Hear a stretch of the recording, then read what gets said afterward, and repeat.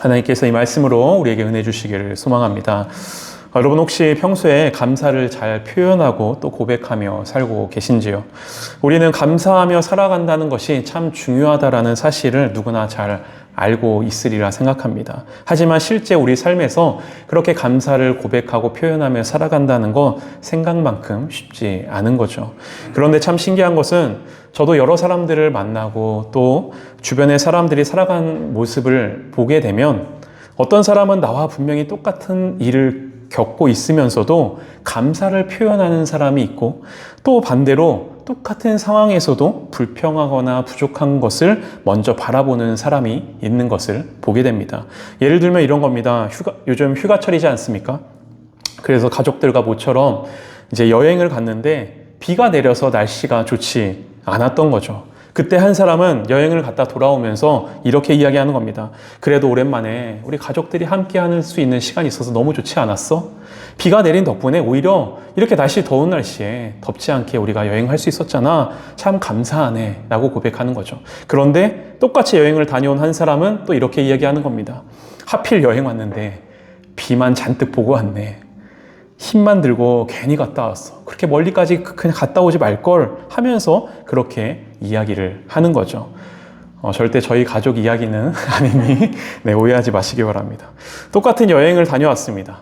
똑같은 비를 맞았고 똑같은 시간을 보냈습니다.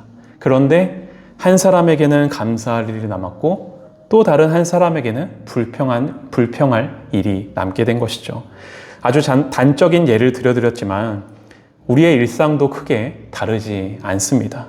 똑같은 일, 똑같은 상황 가운데서도 어떤 사람은 감사할 것을 발견하고 또 어떤 사람은 부족한 것을 발견하게 되는 거죠. 그런 모습을 보면 감사는 감사할 것이 많은 사람이 반드시 감사를 많이 하는 것도 아니고 또 반대로 감사할 일이 없어 보이는 사람이라고 감사를 적게 하는 것도 아니라는 사실을 깨닫게 됩니다. 그래서 감사는 우리가 갖고 있는 삶의 자세와 태도, 우리의 시선의 문제일지도 모르겠습니다. 오늘 말씀에 보면 우리에게 아주 익숙한 말씀입니다. 이 말씀, 항상 기뻐하라, 쉬지 말고 기도하라, 범사에 감사하라. 이것이 그리스도 예수 안에서 너희를 향하신 하나님의 뜻이니라 라고 말씀합니다. 이 말씀 가운데 오늘 우리가 함께 나눌 주제인 범사에 감사하라라는 말씀을 중심으로 함께 말씀을 나누고자 하는데요. 여러분, 범사에 감사라는 말씀, 우리가 너무나도 익숙하게 들어온 말씀이라 그래, 맞아, 감사해야지. 감사는 그래 좋은 거지 라고 하면서 별다른 생각 없이 그렇게 흘려보낼 수 있지만 사실 이 말씀을 곰곰이 곱씹어보면 참 또 어려운 말씀이기도 하지 않습니까? 왜냐하면 성경은 그냥 너희가 잘 많이 감사해 라고 하는 것이 아니라 그 앞에 어떠한 단서가 붙지 않습니까? 어떤 단서입니까? 범사에 감사하라 라고 말씀합니다. 내가 어떤 상황 가운데 놓인다 할지라도 모든 상황 가운데서 감사할 수 있어야 한다 라고 이야기하고 있는 거죠. 여러분, 그렇다면 정말 그게 가능한 것일까요? 서두에서도 말씀드렸지만 사실 우리 삶에는 좋은 일만 늘 일어나는 것이 아니지 않습니까? 우리가 하나님께 기도하면서 소망했던 일이 이루어질 때도 있지만 또 살다 보면 아무리 기도해도 그 기도의 제목이 이루어지지 않을 때, 내가 바라던 대로 일이 해결되어지지 않을 때가 오히려 사실 더 많은 거죠. 우리가 걸어가는 삶의 여정이 언제나 화창하고 맑게 개인 날이었으면 얼마나 좋겠습니까? 그런데 어떤 날에는 앞이 보이지 않는 안개가 자욱히 낀 그런 날이 있는 겁니다. 또 가끔은 그 길 위에서 거센 비바람을 맞을 때도 있는 거죠. 그때면 감사는커녕 그 길을 걸어가는 것 자체가 숨이 턱끝까지 차오를 만큼 힘들고 벅찰 때가 있습니다. 그것이 바로 우리 삶의 모습인 거죠. 그런데 그런 상황에 단순히 긍정적인 마음을 너희가 갖고 이것도 좋은 일이야, 이것도 감사해야지 라고 하면서 억지로 받아들이는 것, 그것을 그렇게 하라고 성경이 감사하라라고 말씀하는 것은 결코 아닐 겁니다. 아픈데 아픈 척하지 않고, 힘든데 힘든 척하지 않고, 괜찮은 척하면서 감사를 하라고 범사에 감사하라 라고 말하는 것은 결코 아닌 거죠. 여러분, 그렇다면 바울은 왜 우리에게 범사에 감사하라 라고 말하는 것일까요? 우리는 어떻게 하면 모든 상황 가운데서 감사를 하면서 살아갈 수 있을까요? 요한복음 6장에 보면 우리가 잘 알고 있는 오병이어의 말씀이 등장합니다. 예수님께서 갈릴리 바다 건너편으로 가셨는데 수많은 사람들이 예수님을 따라와 그곳에 함께 했습니다. 성경은 그 수가 남자만 5,000명이었다라고 기록하고 있습니다. 여성과 아이들까지 다 합치면은 그보다 훨씬 많은 사람들이 그곳에 함께 모여 있었던 거죠. 그런데 문제가 하나 생기지 않습니까? 거기에 모인 사람들이 함께 모였는데 먹을 것이 함께 먹을 것이 없었던 겁니다. 그래서 예수님께서 먼저 제자인 빌립에게 이렇게 말씀하십니다. 우리가 어디서 떡을 사서 이 사람들을 먹이겠느냐라고 말씀하시죠. 그러자 빌립이 계산을 막 하더니 이렇게 대답합니다. 사람이 이렇게 많은데 이 사람들에게 조금씩이라도 떡을 나누어 주기 위해서는 200데나리온의 떡도 부족할 것 같습니다. 여러분, 참고로 1데나리온은 일반 노동자들이 하루 품삯에 해당하는 그러한 금액입니다. 즉 200일 정도, 7개월이나 8개월 정도 쉬지 않고 꼬박 일해야 벌 수 있는 돈, 오늘날로 따지면 2천만 원에서 3천만 원 정도는 우리가 갖고 있어야 이 사람들을 먹일 수 있는 큰 돈인 것이죠. 그래서 그 돈으로 부족합니다. 그 돈이 있어야 됩니다. 우리는 할 수 없습니다. 그렇게 말하였던 겁니다. 그때 안드레라는 제자가 한 어린아이를 데리고 오죠. 그 아이에게 먹을 것이 조금 있었습니다. 그것은 바로 보리떡 5개와 물고기 2마리였던 거죠. 그런데 안드레도 그것을 가져오면서 이렇게 이야기합니다. 예수님, 이것이 이 수많은 사람들에게 얼마나 되겠습니까? 이것밖에 없는데 우리가 무엇을 할 수 있겠습니까? 말하였던 거죠. 아마 제가 당시에 예수님의 제자였더라도 그렇게 얘기했을 것 같습니다. 예수님, 그건 불가능한 일입니다. 저희에게 이것밖에 없는데 어떻게 이 수많은 사람들을 먹일 수 있겠습니까? 그런데 여러분, 예수님 또한 이 똑같은 상황을 보고 계셨습니다. 또 예수님이라고 지금 그들이 우리가 함께 처한 그 현실을 모르지 않으셨을 겁니다. 사람은 수없이 많고 먹을 것은 턱없이 부족한 현실을 예수님도 분명히 바라보셨던 거죠. 하지만 그때 예수님께서 이렇게 하십니다.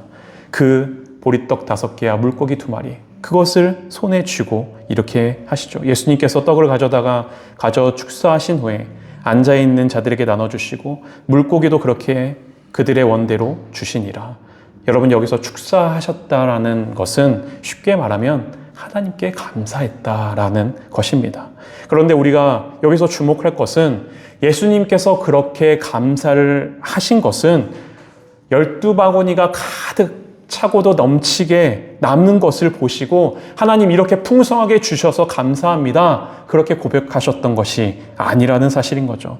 예수님은 여전히 보리떡 5개와 물고기 2마리밖에 그 손에 들려있지 않았습니다. 그런 상황에 하나님께 먼저 감사하며 나아갔던 거죠. 비록 현실 속에서 그 손에 들려진 작은 것이었지만 그것을 들어 하나님께 감사를 표현하셨던 겁니다. 동일한 현실을 마주했지만 예수님의 손에 들려진 그 떡 5개와 물고기 2마리를 하찮게 여기거나 그 자금으로 인해 왜 이것밖에 갖고 오지 못했느냐 탓하시지 않으셨던 거죠. 동일한 현실 속에 함께 있으나 제자들은 그 현실 속에서 부족함을 바라보았고 예수님은 작은 어린아이가 가져온 그 보리떡 5개와 물고기 2마리도 소중하게 여기며 그것으로 먼저 하나님께 감사를 올려드렸던 겁니다.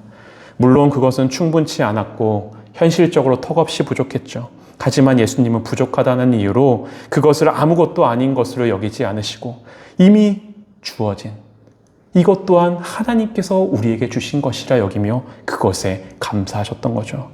여러분, 어쩌면 우리가 감사하지 못하는 이유, 감사를 발견하지 못하는 이유도 감사할 것이 정말 없어서가 아니라 내게 없는 것을, 그것만을 너무 크게 우리 마음 가운데 여기며 나아갈 때 그것으로 인해 내게 이미 주어진 것을 보지 못하는 것 아닐까요? 건강할 때는 건강이 당연하고 곁에 있는 가족도 나와 함께 하고 있으니 당연하게 여겨집니다. 오늘 먹을 것이 있는 한 끼도 당연하고 함께 이야기를 나누고 교제할 사람이 있는 것도 당연하게 여겨집니다. 하지만 그것 중 하나라도 잃어버리고 나면 어떻습니까? 그 당연한 것들의 소중함을 깨닫게 되지 않습니까? 그러기에 우리는 내게 없는 그것만을 바라보며 거기에 매몰되는 것이 아니라 이미 내게 주어진 것들의 소중함을 우리는 발견하며 그것들로 인해 감사하며 나가는 삶이 되어야 하는 거죠. 여러분, 이것은 현실을 부정하라는 것이 결코 아닙니다. 부족한 것은 부족한 것이죠. 부족한 것을 하나님께 구하고 또 그 부족한 가운데 채워주실 하나님의 은혜를 우리는 소망하며 나아가는 것 당연한 일인 겁니다. 또 내 삶이 어렵고 아프고 힘들 때 그 아픈 마음, 그것을 부정하라는 것도 아닌 거죠. 힘들고 아파 눈물 흘릴 수 있습니다. 고통으로 인해 쓰러질 수 있는 거죠. 하지만 그 부족함, 그 아픔만을 바라보다 이미 내게 주신 그 은혜까지 잃어버려서는 안 되는 겁니다.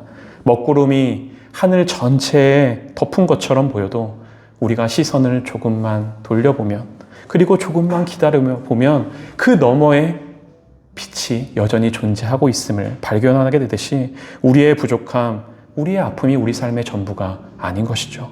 때문에 우리는 이미 주어진 은혜를 발견하고 바라보며 그것으로 먼저 감사하는 것, 그것이 바로 우리의 감사의 시작이 되어야 하는 것입니다. 그래서 우리가 돌아오는 한 주는 지난주와 동일하게 말씀을 암송하고 짧게라도 하나님, 내게 이런 일상, 평범한 일상에 이미 주신 그 은혜들 감사합니다 고백하며 나아가보는 것이죠.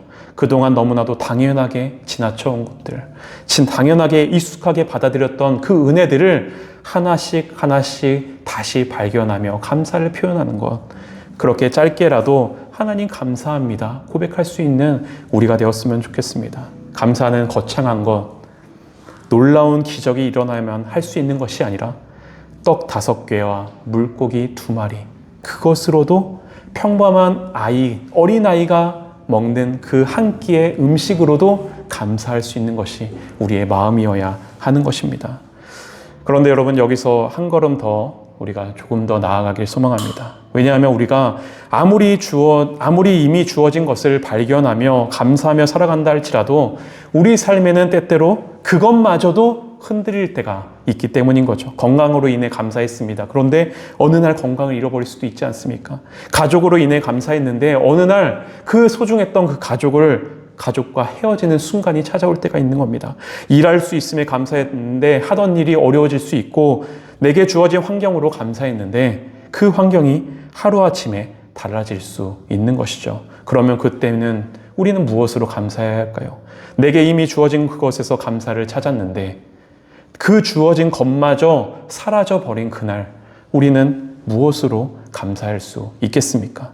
누가복음 10장에 보면 예수님께서 70명의 제자들을 각 지역으로, 고을로, 마을 가운데로 파송하시는 장면이 나옵니다. 제자들을 보내셔서 복음을 전하게 하셨던 거죠. 복음의 사역을 그들 스스로가 감당하게 하셨던 겁니다. 그리고 얼마간의 시간이 지난 후에 보냄을 받았던 제자들이 그 모든 복음 사역을 마치고 돌아와서 예수님께 이렇게 이야기합니다. 주여, 주의 이름이면 귀신들도 우리에게 항복하더이다 라고 이야기합니다. 막 기뻐하면서 놀라운 기적들을 경험하였던 겁니다. 두려운 마음을 갖고 파송을 받아 그렇게 마을로 들어가 사역을 했는데 하나님의 복음의 능력이 얼마나 놀라운지 경험을 하게 되었던 거죠. 여러분, 제자들이 얼마나 기뻤겠습니까? 예수님의 이름을 명령하니 오늘 말씀에서처럼 귀신도 떠나가는 모습을 보게 된 겁니다. 그러니 제자들의 입장에서는 흥분할 수밖에 없는 그런 상황이었던 거죠. 그런데 그런 제자들에게 예수님께서 뜻밖의 이렇게 말씀하십니다. 귀신들이 너희에게 항복하는 것으로 기뻐하지 말고 너희 이름이 하늘에 기록된 것으로 기뻐하라. 예수님은 지금 제자들이 기뻐하는 것을 잘못됐다라고 말씀하시는 것이 아니라 사역 가운데 열매가 있었고 하나님의 능력을 경험했으니 당연히 기뻐할 수 있지만, 하지만 예수님은 제자들에게 그것보다 더 깊은 기쁨의 이유를 바라볼 수 있어야 한다라고 말씀하시는 거죠. 너희가 무엇을 이루었든지 얼마나 대단한 성과를 이루고 성공하였는지 그것만 바라보지 말고 너희가 누구에게 속해 있는지, 너희의 이름이 어디에 기록되어 있는지 그것으로 기뻐하고 그것을 항상 기억하며 나아가라 말씀하시는 거죠. 우리의 삶도 마찬가지입니다. 우리 삶의 모든 영역에서 오늘 제자들처럼 우리가 성취를 이렇게 얻을 수도 있지만 또 얻지 못할 때도 있는 것입니다. 어떤 날에는 내가 기도한 대로 이루어지기도 하지만 또 이루어지지 않을 때도 있는 것이죠. 그렇게 세상은 바뀌고 그렇게 응답은 바뀔 수 있습니다. 하지만 세상의 모든 것이 그렇게 바뀐다 할지라도 이 한 가지 사실, 우리가 하나님의 자녀라는 사실, 그리고 하나님께서 그 무엇보다 우리를 사랑하신다는 그 사실 하나만큼은 절대로 변함없이 그 무엇에도 변할 수 없는 것입니다. 우리의 믿음의 뿌리는 다른 어떠한 대단한 성공과 성취, 기적을 경험하는 데서 우리의 믿음의 뿌리가 시작되는 것이 아니라 바로 예수 그리스도께서 우리의 아버지가 되시고 예수 그리스도께서 나를 평생토록, 영원토록 나를 사랑하시며 나를 바라보고 계시고 지금도 나와 여전히 함께하고 계시다. 그 사실이 믿음의 뿌리가 되어야 하고 어떤 상황에 놓인다 할지라도 우리가 범사에 감사할 수 있는 이유가 되게 되는 것이죠. 그래서 로마서 8장 38절, 39절에는 이렇게 말씀합니다. 우리 함께 읽도록 하겠습니다. 시작! 내가 확신하노니 사망이나 생명이나 전사들이나 권세자들이나 현재일이나 장래일이나 능력이나 높음이나 깊음이나 다른 어떤 피조물이라도 우리를 우리 주 그리스도 예수 안에 있는 하나님의 사랑에서 끊을 수 없으리라. 우리의 형편은 늘 변할 수 있습니다. 우리가 가진 것도 변할 수 있고요. 우리가 이루어 놓은 것도 사라질 수도 있습니다. 하지만 하나님의 사랑은 변치 않습니다. 그리고 그 변함없는 사랑이 있기에 우리는 어떠한 상황 속에서도 다시 감사의 이유를 발견하며 나아가게 되는 것이죠. 이제 말씀을 마치려고 합니다. 이번에 휴가 시즌을 맞아서 저희 가족도 잠시 2박 3일 동안 부산에 잠시 다녀왔습니다. 잘 아시겠지만 부산까지 차로 운전해서 가면은 꼬박 5시간이 걸립니다. 굉장히 먼 거리입니다. 그런데 그 먼 거리를 가는 동안 저희 아이들은 뒷자리에서 무엇을 했을까요? 네, 음악 듣고 놀고 거의 대부분 시간 잤습니다. 휴게소 갈 때만 잠깐 깼다가 또 타면은 또 계속 자는 겁니다. 반면에 저는 어땠을까요? 운전대를 놓지 못하고 잠이 오는데도 껌 몇십 개를 씹으면서 그렇게 운전을 해 가는 겁니다. 그런데 아이들은 그것을 알까요? 모를까요? 잘 모를 겁니다. 그저 자다 일어나면 휴게소이고 자다 일어나면은 부산이고 자다 일어나면 파주고 그렇게 쉽게 그렇게 도착한 거라 생각할 겁니다. 아이들에게는 그 모든 과정이 잘 보이지 않고 어쩌면 너무나도 당연하게 여겨질지 모르겠습니다. 여러분, 우리의 삶도 그렇지 않겠습니까? 우리는 내가 깨어서 보고 있는 것, 내가 경험하고 있는 것만 바라볼 때가 있습니다. 그래서 내 눈에 보이는 것이 부족하면 하나님께서 아무것도 하지 않는 것처럼 느껴질 때도 있고, 내가 원하는 대로 일이 풀려지지 않으면 하나님께서 나와 함께 하시지 않는 것처럼 생각될 때도 있는 거죠. 하지만 여러분, 우리가 보지 못하는 그 순간에도 우리 주님은 그 운전대를 놓지 못하시고 우리를 위해 운전을 하고 계시는 겁니다. 우리 하나님 아버지는 졸지도 않으시고 주무시지도 않으시고 우리를 위해 여전히 일하고 계시는 주님이시며, 하나님의 열심이 우리를 지금 오늘 이 자리까지 우리를 이끌어 오셨다는 사실, 그것을 우리는 항상 기억해야 하는 거죠. 그러니 여러분, 모든 것이 내 뜻대로 되지 않는 그날에도 나 혼자 이 길을 걷는 것이 아니라 주님이 나와 함께 계심을 믿으시기 바랍니다. 그 사실을 믿고 평범한 일상 속에서도 이미 내게 주신 은혜들을 감사히 여기며 주님께서 이미 나와 함께 계심을 믿고 감사히 하며 우리의 삶의 자리를 걸어가는 우리의 삶 되기를 간절히 소망합니다. 함께 찬양하도록 하겠습니다.